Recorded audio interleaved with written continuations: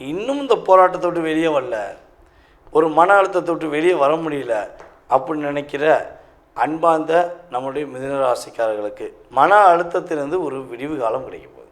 மன போராட்டத்திலிருந்து விடிவு காலம், கடன் பிரச்சனையிலிருந்து விடிவு காலம், கல்யாணம் முடிப்பதற்கான ஒரு இனிமையான காலம்.